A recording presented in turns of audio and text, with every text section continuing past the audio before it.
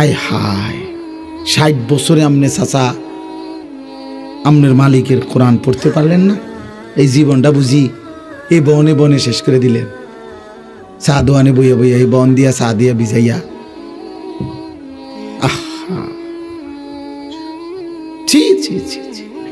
অসংখ্য বুড়া মানুষ হাইসা কি লাভ?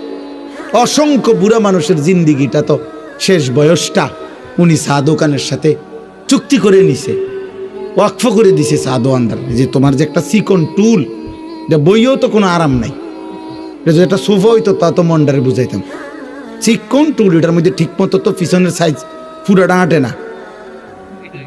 এইটার মধ্যে বিকাল 3টা বা 4টায় আইয়া বইয়ে এই যে আল্লাহর নাম লইয়া বইছে চাচা, রাত 9টা বাজে 10টা বাজে বাজ্জানের নাম। কি করেন চাচা এখানে বসে? কি করেন আপনি? হায় হায়, টিভি দেখে, নাচ দেখে, গান দেখে, আফসুস করে, পুরান কথা মনে হয় না। আসলে তো টেম্পার নাই, পুরান কথা মনে করেন ছাড়া আর কি। হ্যাঁ, যদি বলেন এভাবে বল, তারপরেও যদি কোনো বুড়া চাচার লজ্জা হয়, তাইলে ওই লজ্জা তো আপনার নিয়ামত, আজ দুনিয়ায় যদি ফিরে যাইতেন। আমি এই জন্য বলছি চাচা, আপনা করে দইরা বলার মতো কেউ নাই। আপনা করে বলা উচিত, সাধু আনতে টাইম না বাইর করা উচিত যে মুরব্বী আপনাকে আল্লাহ তাআলা এই হায়াত দিয়েছেন সাধু আনে নর্তকে দেখার জন্য না, আল্লাহকে ডাকার জন্য, আল্লাহকে সেজদা করার জন্য, আল্লাহর কালাম করার জন্য।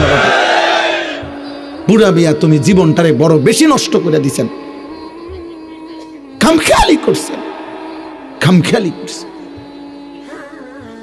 আল্লাহ আমাদেরকে বুঝ দান করুন।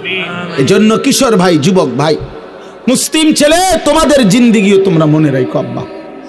তোমাদের যাদের জবান দিয়া মালিকের কোরআন উচ্চারণ হয় না, তোমাদের যাদের জবান দিয়ে চোখ দিয়ে আল্লাহর কালাম দেখো না, তোমার চোখ মূলত নাই।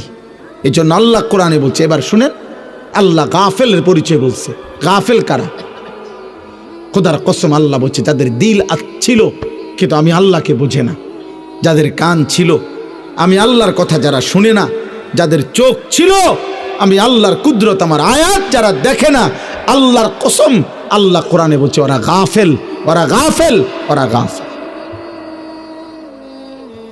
ওয়ালাকাদ যারানা লিজাহান্নামা কাসীরাম মিনাল জিন্নি ওয়াল ইনস লাহুম কুলুবুল লা ইয়াফকাহুনা বিহা ওয়া লাহুম আযানুন লা ইউবসিরুনা বিহা